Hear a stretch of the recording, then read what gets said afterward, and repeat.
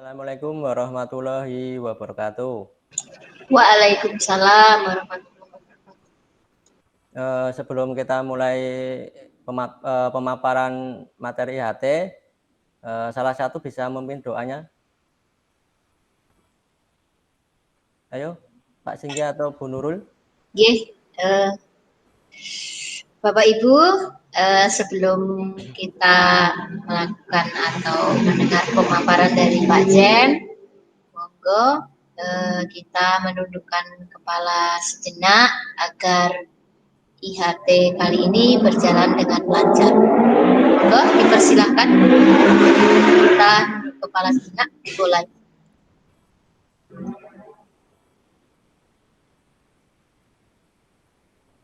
Cukup? Silahkan Mbak Jen. Ya, Bisa terima langsung kasih dimulai. Bu Nurul.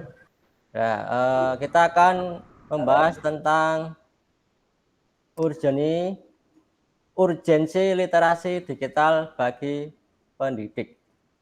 Sebelum saya lanjutkan, kira-kira isinya kayak apa, Bapak Ibu? Ada yang sudah tahu? Urgensi ya, urgensi. Urgen itu apa ya? Urgen itu penting. Maksudnya apa? Harus urgen. Wajib G. Wajib. Aduh, kalau saya belum paham sama sekali Pak Jen, saya butuh penjelasan ini dari jenengan ini. Oh ya, mendesak urgen. Kita akan membahas di dalamnya ya Pak Singgi. Oke, siap. Ya.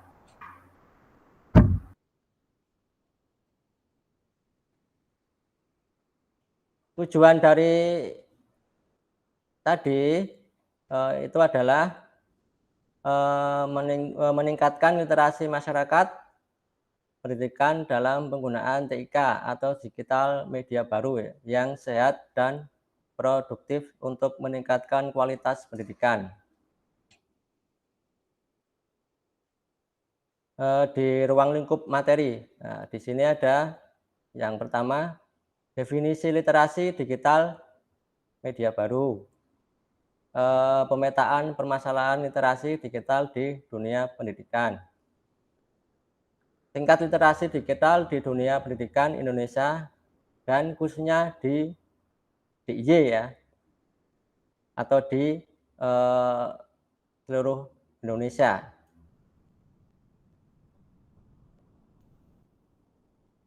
Di sini akan kita memahami dasar tentang media baru. Nah, sebelum kita memulai, saya akan ice breaking dulu ya Bu, Bapak.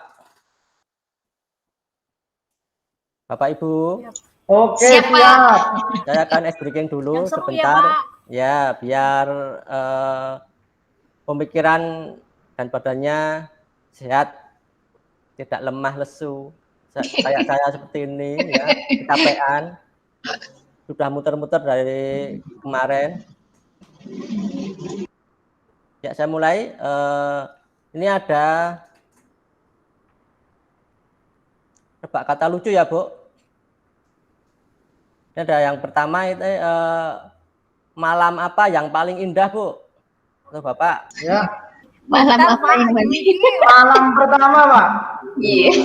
Malam apa yang paling indah? Malam indah. Malam apa kira-kira? Malam indah. Itu malam pertama itu.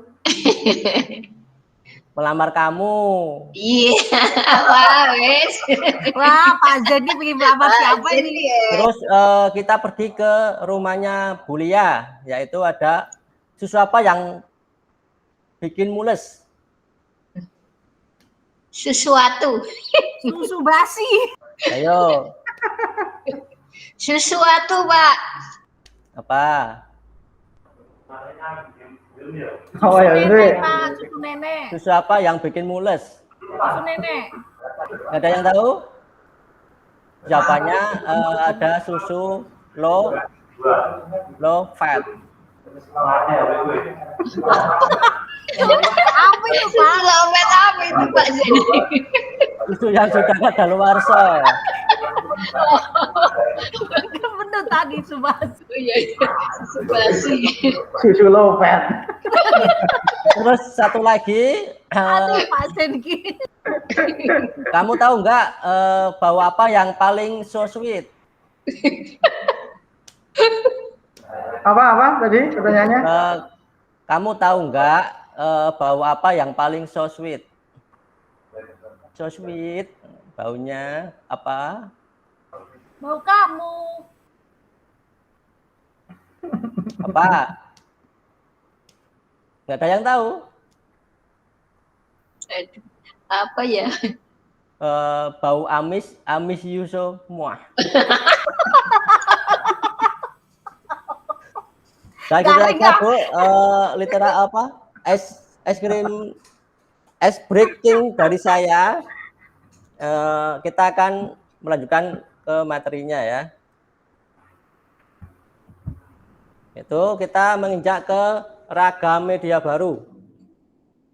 Yang pertama ada mikrokomputer, komputer yang berdiri sendiri atau laptop. Terus ada teletext. Ada yang tahu itu teletext itu apa? Bapak Sinjeh atau Bu Nurul atau Bu Floren? Mungkin itu masih saudara sama telepon, Mak. Masih ada telepon. Ya, Ini telepon berarti, dan teletext itu kakak adik kemungkinan ya. ya, Oh, ini teks, Pak. Teks. telepon lama ya, berarti telepon yang mengeluarkan teks ya, Pak. Teks. Ya. Teks. Oh, iya. Teletext ya, lanjut ke video teks. Nah,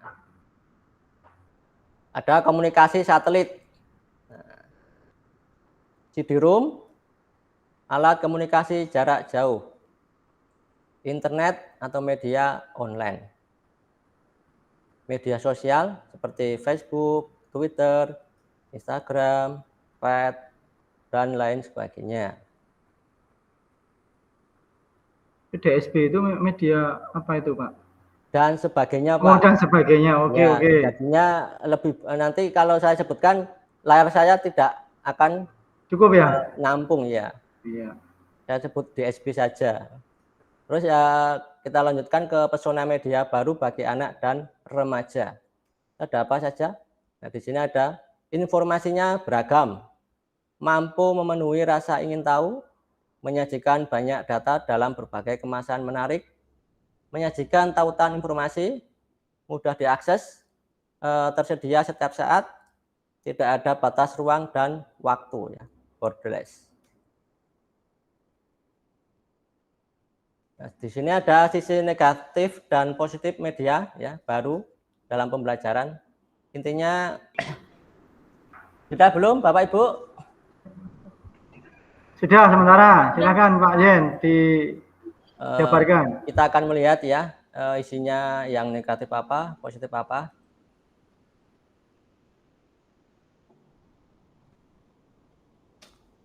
Di negatif ya media baru dalam pembelajaran itu ada keterbukaan informasi ya. Yang dimaksud keterbukaan ini dalam media sosial tersebut Facebook ada begitu banyak informasi yang sejatinya belum layak untuk dikonsumsi oleh pelajar. Namun karena tidak filterisasi, jadi siapapun bisa melihatnya. Benar nggak Bu?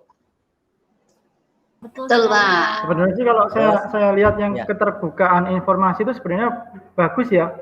Karena kita kan apa namanya warga masyarakat itu kan kita juga butuh informasi yang akurat, yang terbuka, yang apa adanya, misalnya seperti itu ya. Cuma kadang dari segi siapa yang menerima mungkin ya Pak. Ya karena kan banyak kejahatan di Facebook ya Pak. Pertemuan di Facebook, terus akhirnya hilang kayak gitu. Jadi kan itu keterbukaan pribadi diri sendiri yang untuk menggunakan media seperti itu. Terus lanjut kita ke konten dewasa. Nah, konten dewasa di sini terkadang disusupi dengan adanya konten-konten dewasa yang belum bisa dikonsumsi oleh usia sekolah atau remaja. Sehingga hal tersebut sangat riskan dalam memberi efek negatif bagi pelajar. Apabila pelajar belum memiliki filter yang kuat dalam menyeleksi konten yang sebetulnya tidak pantas untuk mereka lihat, untuk konten dewasa. Terus yang ketiga ada kecanduan media sosial. Efek yang sangat terasa dan sangat kental dilihat dari keberadaan media sosial, yakni munculnya pribadi-pribadi yang memulai ketergantungan untuk menggunakan media sosial, atau dengan kata lain kecanduan ya untuk bermain media sosial. Hasilnya aktivitas para pelajar yang lain tak kalah pentingnya menjadi terabaikan. Terus melemahnya sikap sosial. Nah di sini dalam kondisi real media sosial membuat sebagian orang termasuk pelajar menjadi pribadi yang tidak terlalu memperhatikan lingkungan sosialnya. Mereka cukup mengakses berbagai media sosial yang dimiliki sehingga berinteraksi dalam lingkungannya mulai berkurang. Sehingga ungkapan yang mengatakan media sosial mendekatkan yang jauh dan menjauhkan yang dekat. Itu segi negatifnya ada 4 tadi. Terus yang kita bahas ke positifnya, media bersosialisasi itu bersifat maya ya. Namun sosial seperti Facebook, Twitter, D+, BBM, WhatsApp, Telegram telah memberi andil belajar dalam upaya membangun komunikasi para penggunanya termasuk para pelajar. Terus membangun komunikasi belajar, yakni menjadi ajang untuk membangun komunikasi belajar, misal grup bahasa Inggris, terus belajar dan paling memudahkan para anggota komunikasi yakni untuk melakukan interaksi dengan para anggota komunitas tidak meski tatap muka langsung, namun bisa melalui chat via media sosial. Yang ketiga itu ada menambah pertemanan. Menambah pertemanan di sini media Facebook, Twitter, G+, BBM, WhatsApp, Telegram. Ini adanya fitur untuk menambahkan pertemanan sehingga pengguna bisa mencari teman-temannya yang lain dengan menggunakan media sosial yang sama dengan yang dia gunakan. Bahkan teman yang sudah terpisah atau tidak melakukan komunikasi sejak lama bisa kembali dipertemukan melalui bantuan sosial media. Terus yang selanjutnya menambah pertemanan. Oh tadi menambah pertemanan sudah ya Bu. Sekarang melek teknologi. Arti melek teknologi di sini bagian remaja atau pelajar yakni memberi pengetahuan pelajar tentang teknologi. Sehingga pelajar bisa lebih peka dengan kemajuan teknologi. Hal tersebut bisa menjadi dorongan pelajar untuk belajar lebih dalam seputar teknologi. Sekarang literasi digital. Kira-kira apa Bapak Ibu literasi digital itu? Ada yang tahu?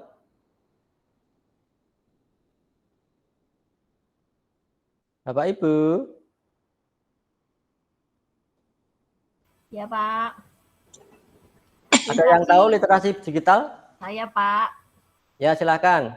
Literasi digital itu pengetahuan dan kecakapan untuk menggunakan media digital, alat komunikasi atau jaringan dalam menemukan, mengevaluasi, menggunakan, membuat informasi, dan memanfaatkannya secara bijak, sehat, cerdas, cermat, tepat, dan patuh hukum dalam rangka membina komunikasi dan interaksi dalam kehidupan sehari-hari.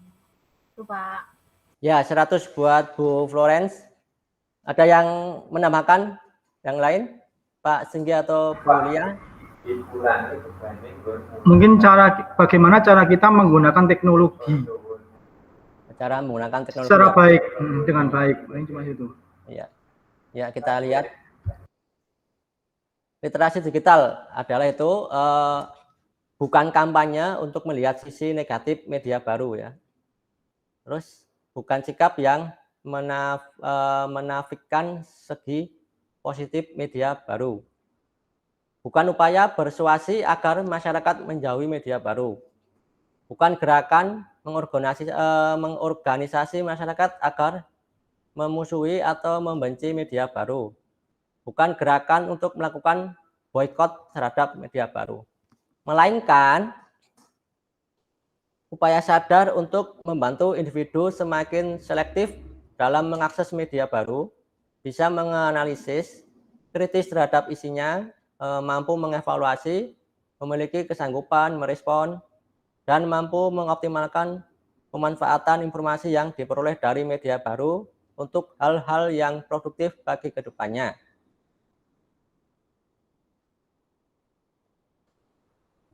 Dan di sini ada tujuan peningkatan literasi digital bagi pendidik, yaitu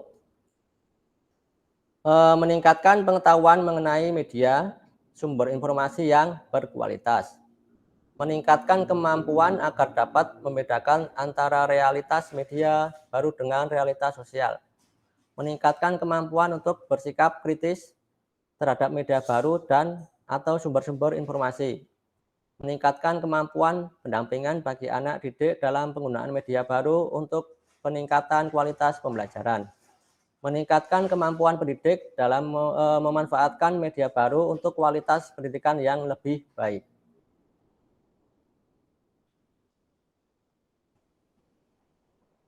Sekarang Bapak Ibu bisa berkoordinasi ya, atau sesuai kelompoknya untuk bisa menjawab pertanyaan. Apa pentingnya literasi, TIK atau media baru? Silakan Bapak Ibu bisa dijawab.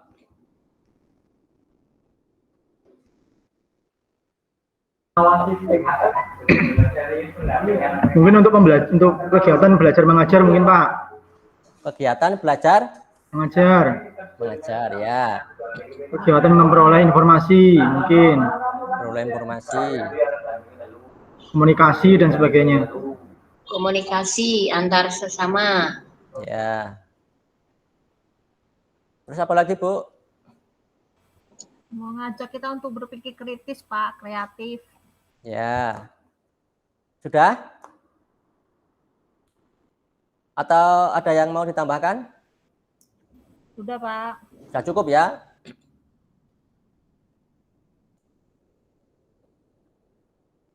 Nah, sekarang perbedaan dua generasi. Yang pertama ada migran digital. Periode kelahiran yaitu dari 1945 sampai 1976. Itu baby boom ya. Sampai sekarang sampai tahun 1990. Sampai sekarang kayaknya. Terus disebut migran digital.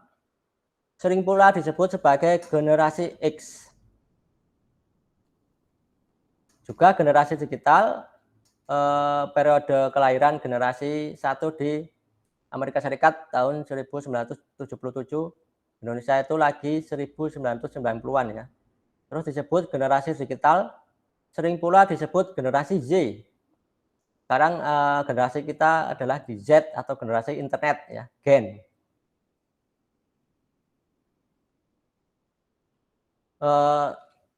Demikian pemaparan dari saya IHT tentang apa tadi? Urgensi literasi digital bagi pendidik. Sudah cukup untuk pertanyaannya Bapak Ibu? Atau mau nambah? Ya cukup Pak. Ya, cukup Pak. Kalau sudah cukup, untuk ketua kelas bisa mengakhiri atau berdoa sebelum kita tutup virtualnya. Monggo Pak Singgih. Oke, terima kasih Bapak Ibu semuanya. Karena berhubung pemaparan kita semua sudah selesai hari ini, mari kita berdoa bersama-sama. Semoga semuanya diberi kelancaran, diberi kesuksesan. Bisa yang masih di sekolah juga bisa segera pulang ya, dengan selamat. Kita berdoa menurut agama dan kepercayaan masing-masing. Doa dimulai. Selesai? Oke. Monggo saya kembalikan lagi ke Pak Jen sebagai moderator. Ya, terima kasih Pak Singgih. Saya akhiri dulu pemaparan dari saya. Assalamualaikum warahmatullahi wabarakatuh. Waalaikumsalam warahmatullahi wabarakatuh.